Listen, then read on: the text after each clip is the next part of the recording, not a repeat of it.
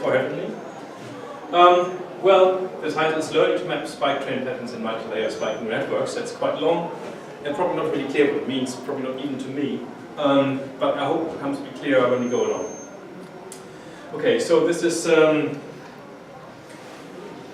introduction. So I should mention my co-workers on this. This is Brian Gardner, a PhD student, or one of my PhD students, and Johanna Sporea, who is the postdoc, or I should say, well, was. She's leaving at the end of January, so I have to find a new postdoc. Working on this project together with Brian and me. And the work that I'm going to present is some initial work we've been doing within the Human Brain project, in a project we call the Spike Frame project, which is part of SP4. Chris probably knows what I mean by that, everybody else will not know, because Chris also joined the HPP as far as I know, Competitive Course Program. Which one's for? Theoretical neuroscience. Good. So, scientifically, I've already touched upon a bit where are we. So we are doing a bit of neuroscience, but true neuroscientists would say, no, this is theoretical stuff. It's not neuroscience, it might be something else. We're doing machine learning, artificial intelligence, but somebody truly in machine learning, artificial intelligence might say, what's your application? What can I use it for? And there is so far no good technical killer application. It could also be seen as part of cognitive science because we are trying to explore how the brain is working and try to discover or at least utilize some of the principles that are being found there. But I guess it's mainly computational neuroscience and machine learning. Right. So, just a bit of background. Most of you probably have heard about neurons have used neural networks, and these neural networks typically use arrayed neurons. These are, neurons are meant to model the nerve cells in our nervous systems, the brains. And they are biologically characterized through firing events. And typically in a technically applicable neural network, you abstract the firing rate as a firing pattern as rates. So you just give a neuron a real value, which stands for the average number of spikes fired over a unit of time, whatever that is. Okay?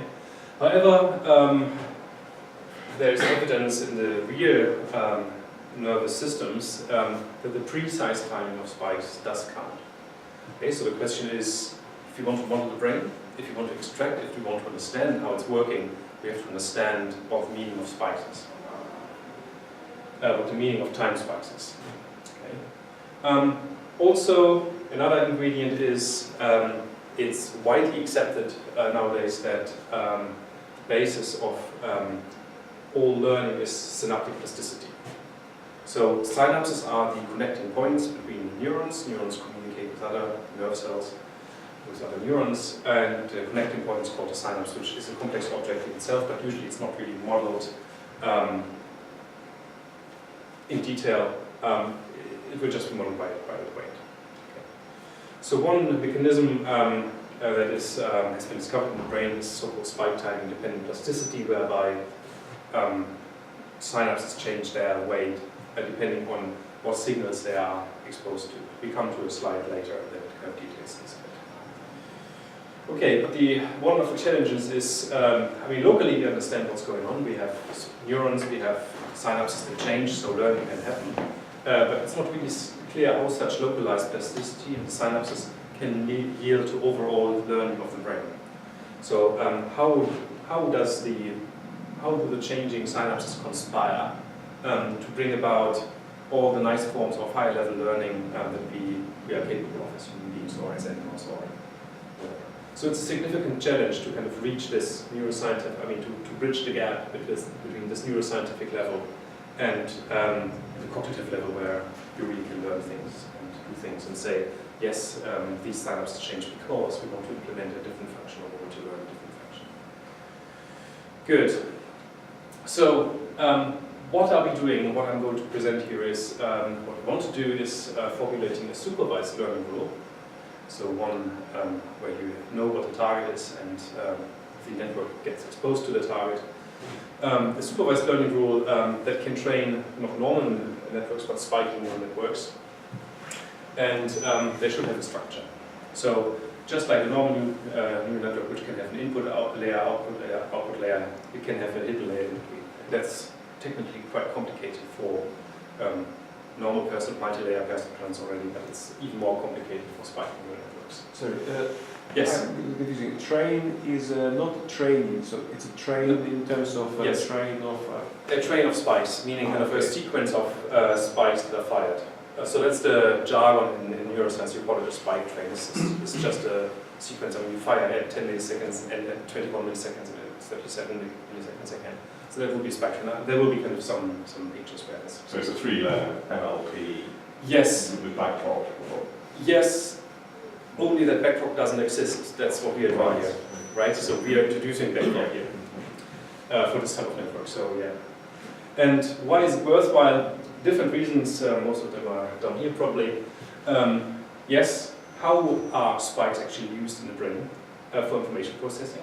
So this is also connected to the neural code. How do we understand what a certain spike train, sequence of spikes, stands for? Does it stand for something? How is it used by the brain to do a computation? It's worthwhile to have a neural network and a learning group for spiking neural networks with technical potential, so that we can produce some mappings, can train networks so that they do something technically reliably. So far, this is not the case. So in typically applications, you would still prefer to use rate neural networks because they're just more reliable. But then somehow spiking must have an added value. It's not clear on what level it has because our brains are using spiking neurons and not rate neurons somehow. Right. So then what we want to do is essentially find a rule that is to spiking neural networks. What is the backpropagation rule, which David has already mentioned, for rate networks. So we're trying to find an analogon of the backprop rule for spiking neural networks. Okay. Good. Questions or? Yes. What is the initial motivation? So is there something deficient in, let's say, standard artificial neural networks that you cannot? So there must be some reason why you want to look at trains. Yeah. Because I want to understand. I mean, somehow, as I've said, I want to bridge the gap between the neuroscientific level, where the red neuroscientists who do the experiments tell us, okay, neurons communicate with spikes, and synapses only change using something similar to a certain learning protocol called spike time dependent plasticity. And somehow I want to see whether with these ingredients, which are neurally plausible, when I mix them together, whether I can get a learning system that does learning. And why don't I take a normal rate neural network? Because I think it's less biologically plausible. I mean, there must be some advantage to it. We don't really know why. I mean, there's also this other sub-package within the Human Brain Project on neuromorphic computing, just to mention one of them. And they are trying to build a computer that is, well, computing along the principles of the brain. So neuromorphic to me means, I mean, you try to find a neuron implemented in hardware somehow that sends spikes as events, say, to other neurons, and, well, you have to do some learning with them, right? Some on a global scale, and probably one of the long-term goals would also be to try to implement one of the learning tools on the neuromorphic. It's kind of obvious that spikes are different than rate, right? So if I have a regular spiking neuron, right, and sending impulses to another neuron, yes, right, and I get a bursty neuron, the bursty neuron is going to fire the postsynaptic neuron more frequently, even though the rate's the same. Yes. So there, spikes, the time of spike is relatively important. Yeah, but I think the question was more, is there a technical reason to use them? And there's no technical reason in computer science yet to use them. I mean, in the long run, obviously, well, there is the idea that spiking neural networks use less power. I mean, that's always what Karl-Heinz Meyer says. More noise resilience, presumably. Noise resilience, I mean, but so far this is only a claim. Nobody has really kind of shown the technical application that this is the case. At least I'm not aware of it. Was your question about spikes, or was it about Actually, I just want to understand whether it's only a question of considering continuous time versus discrete time. Because in continuous time, you can model anything by discrete very Right, no, it's not that. It's just whether you're using rate over time, because we're all using discrete, right? We're using 1 millisecond. So you consider rate over time as a value instead of 0, 1. You consider rate as a value that so in neural along one axon, no longer can communicate just 0 and 1, it can communicate a range of values which is encoded in the array. Right, and that's what Randy O'Reilly does. Yes. I mean, and usually, as you say, this is done in discrete time, even though in principle you could also do it in continuous time, right? Well, And- the spiky guys do. The hiking guys do it. Yeah, ideally they do, but in simulations, again, it's just discrete time steps, obviously. But No, they're using analog computation. So it's continuous. Ah, okay. Right. To make this probably a bit clearer is, well, I've brought this figure. So this is a neuron, well, what it looks like in the brain. I mean, there are 1,000 different types of neurons and they're all a little bit different. I mean, this is the cell body. Pyramid. Yes, indeed. I mean, this is the, I mean, everything that looks like a tree is more or less the dendritic tree where information comes in. And then you have one long branch, like it's the axon where the outgoing information is, and this connects again in a tree-like fashion to other neurons. So that's what they look like. This is how you would abstract them. So you have the cell body. It has some incoming signals. It has an outgoing signal. The signals are spikes. Here you can see, I mean, if this is a time interval, you would say this has the same rate as this, and this has the same rate as this. But the timing of the spikes is different, and it might matter. So some spike trains come in, the neuron does something to them and fires some spikes at a certain time itself. So in principle, it is a filter, technically speaking, whereby you input a number of spike trains and you get out a number of spike trains or a single spike train. And what exactly the neuron is doing, well, there are many models around for neurons, but in principle, what it looks like,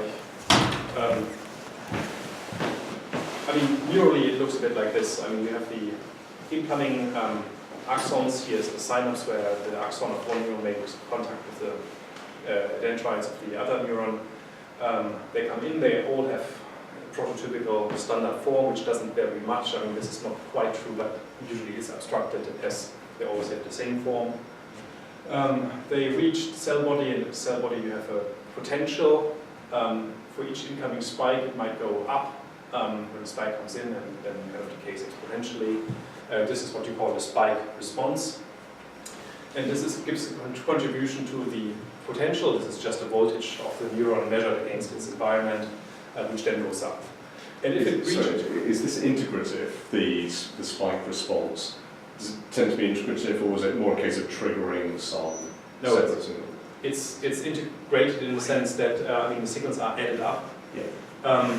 Here. And you see when you have 3 input spikes, you have the potential here, and the first one comes in, it's well, the potential is up, decays again exponentially. The next one comes in, I mean, it doesn't reach the baseline completely. Next one comes in, and then the third one comes in, and this third one reaches a certain voltage threshold. And when this threshold is reached, the spike fires, the neuron fires. So it's not actually encoding in terms of amplitude at all, this is purely spike arrival time? Yes, yes, and each spike So that's the controls the has weight. prototypically the same effect. I mean, it's not quite true because all the synapses have a certain weight, so the effect of this, of the... So just mapping it onto the sort of heavier models. So basically the additivity is there still in the heavier model, but the weighting is coming from the time delay because it allows a certain decay. Yes, time delay, but also the weights, just like in a heavier model. Amplitude-based weights, because essentially there are amplitude multipliers in the heavier model. Yes, But is that but the still the amplitude case? is always the same for each spike. Yeah, so this is what I mean. So the I mean, that's what it's at least a what you proxy. assume. I mean, it's not true in nature, Yeah. but it's approximately true. Yeah. So the time delay is acting as a proxy for an amplitude multiplier because the longer you leave something to decay, you're multiplying it by Well, the yes. amplitude. Well, Yeah. in a certain sense, When it comes to I mean, what you have to ensure is that these 3 spikes, you know, I mean, in this case it's 3 spikes, in nature it's many more. What you have to do is, you have to make sure that 3 spikes are arriving closely within the same time window for this neuron to make it fire, right? In real neurons it might look a bit different because you might have, I don't know, many thousand spikes coming in and they create kind of a baseline level. And the higher the baseline level, the more likely an additional spike comes in is to trigger this neuron making fire. Yeah. Chris, you can live with that, or? Yeah, no, Yeah. I just kind of want to say that, you know, the sort of standard models, you know, this standard point model, this is a good standard point model, but there are more sophisticated Hodgkin models and Yes. other compartmental models where in fact where it arrives in the dendrite does matter, so all spikes Yes. are non-equal. Yes. The amplitude of the spike largely doesn't matter in my model, doesn't matter at all, the ones I use, but Yeah. in some, they care about it. Yeah. They don't care much about it, Yeah. it's not a big effect. Yeah. Even the forms might be different. I mean, for different animals. I mean, what was it? Was it hydras, which have a very primitive nerve system? They're much broader. They're not as peaked. Well, they don't have chemical synapses, do they? So I mean, Yeah, just that's a big change in animals when you go from electrical synapses to chemical synapses. I don't know about hydras, but I'm pretty sure they're yeah. below that platform. Okay. Okay, good. We still have electrical synapses. Not many though. So, and Chris has already mentioned it. David also inquired about it probably. There are many different ways to model this, and the dynamics of this, when we come to this on one of the next slides, yeah. Okay. So you fire a spike, and after that you kind of fall quite down in the potential. So you need many more spikes in order to come out of the basement again and reach your baseline. So it drops below its own natural baseline. This is natural baseline, Yeah. say, and it drops below that. I mean, if you leave it alone, it would go back exponentially. With a certain time constant. It's not baseline. So there's no computation effectively in that window. That's just a null. It's downtime effectively. Yes, Yeah. it is. The absolute refractory period. It's not really absolute in the sense, because if you now get kind of 25 spikes in here, then you fire. Well, that's relative. But it's very relative. Also, thresholds are relative. I mean, they depend on your history. It's just a simplification. They might be upper, I mean, higher or lower. It depends on even how steeply it is increasing, things like that. Okay. So core of all modules. I mean, how do you model a spiking neuron? It's not really core of my work. Other people are doing that. I just take a model that is relatively simple because I want to model many of them,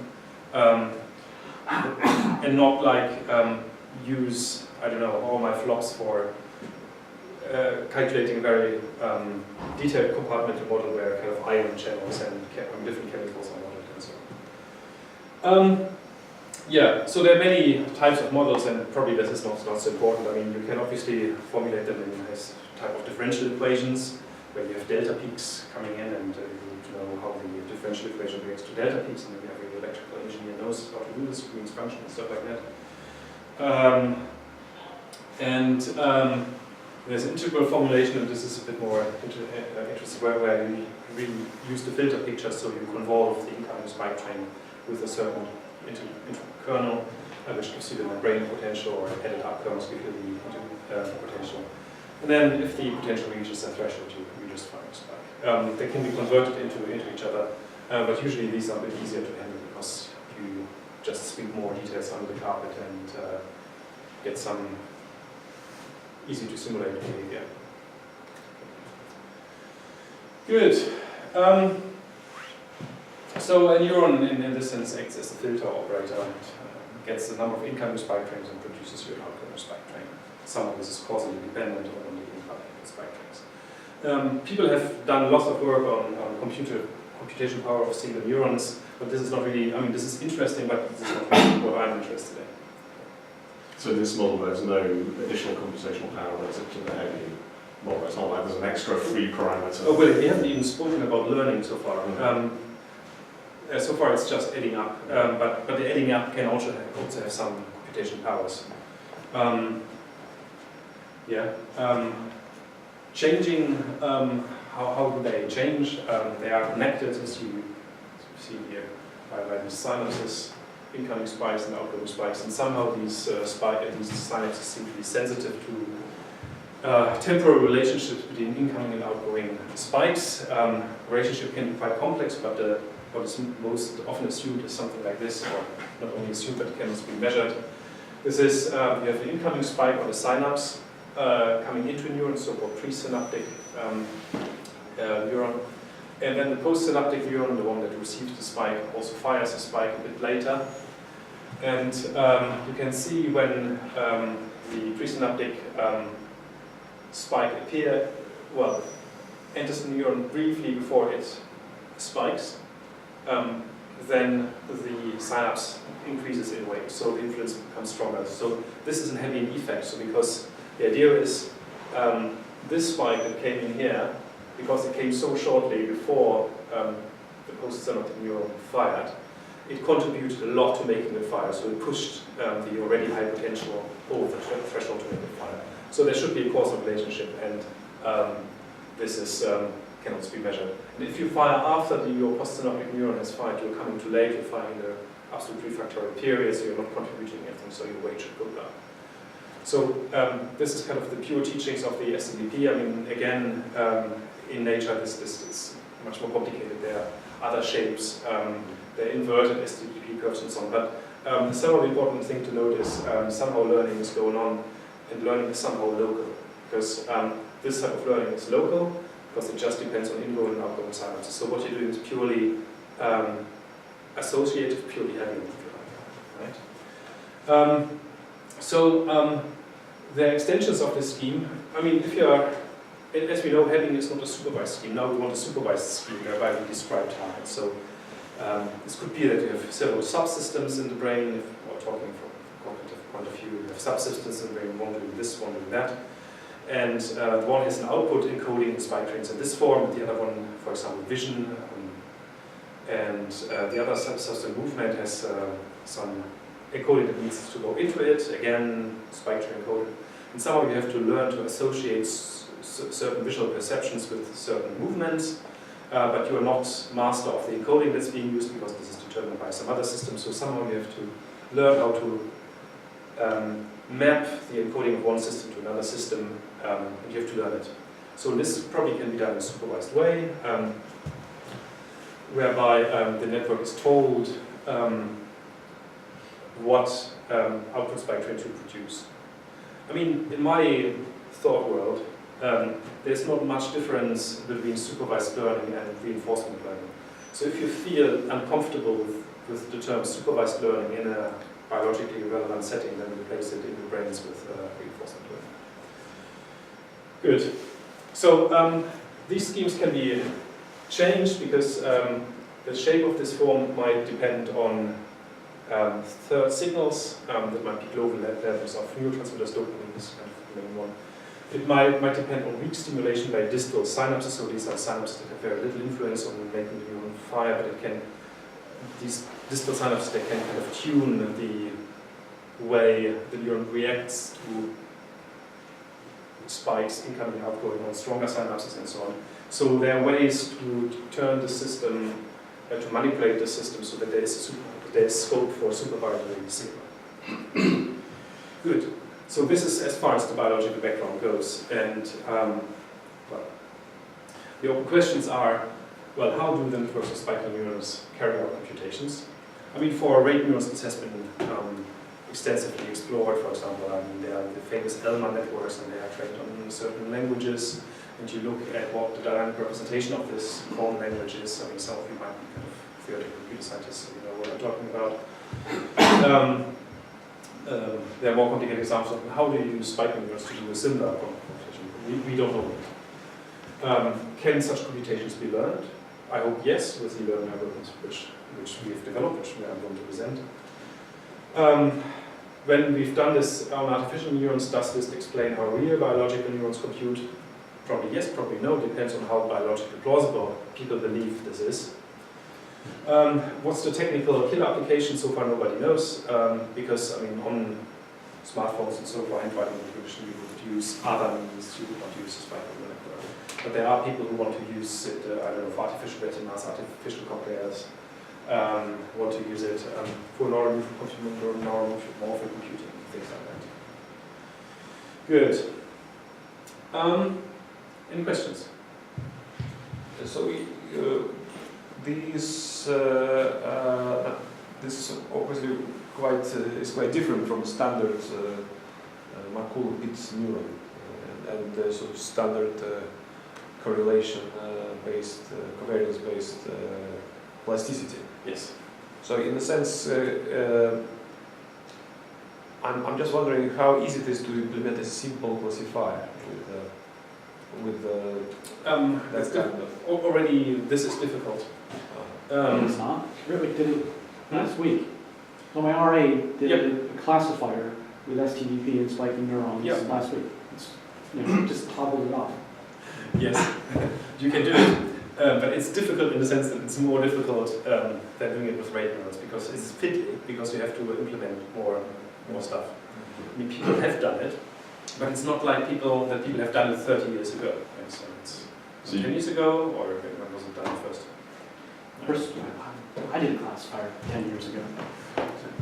Yes, so just trying to work out where the issue was. So there's not a direct mapping onto the perceptron learning model in the sense that you could, there's something approximating a weight vector in the input space that's defining a... Yes, many people have done something similar. And they started with something that is perceptron-like, by having just a single neuron, so that is the output layer, and inputs, which is the input layer. I mean, the input is just a pseudo layer, it's just kind of like a single segment into the system. People have done that, and I'll touch upon some of learning algorithms that I know that exist. But the point is here, we want to do is supervised learning, not just self-organized classification or whatever. Good, at least I want to do it. So, touching on learning, again coming back to learning, what I ideally want is a general learning algorithm for spiking neural networks, just as backpropagation with all its technical complications and drawbacks and so on, is for rate neurons. And the important challenge here is the discontinuous nature of spiking.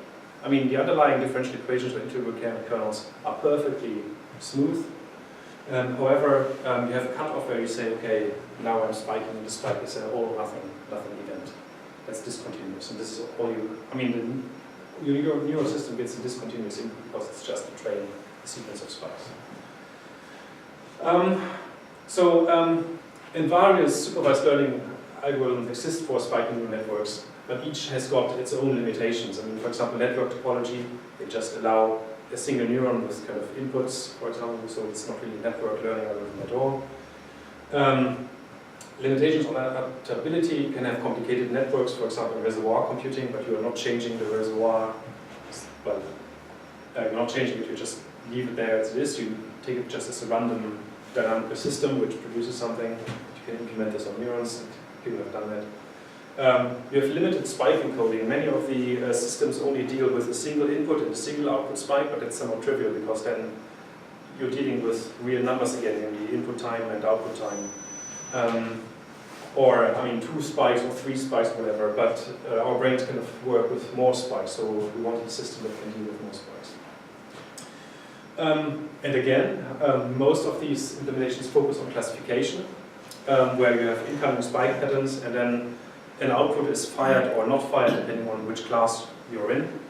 But we wanted a bit more challenging stuff. What we want is, we have incoming signals that are spikes, and they can also be classified in different classes, but each class should be encoded through outputting a given spike train.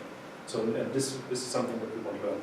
So we have classes, input classes that are encoded in spike trains, and our network shall respond to each class with a certain output spike train. So we will do two things at the same time. We'll come back to this. So just before we move on to the slide, is there biologically any evidence to differentiate between, I guess, the more distributive topology-based learning versus single neuron learning? I mean, I'd always understood that actually the heavy model had been replicated in the Petri dish with actual neurons and people sticking spikes, obviously some sort of spike into it and getting essentially that model.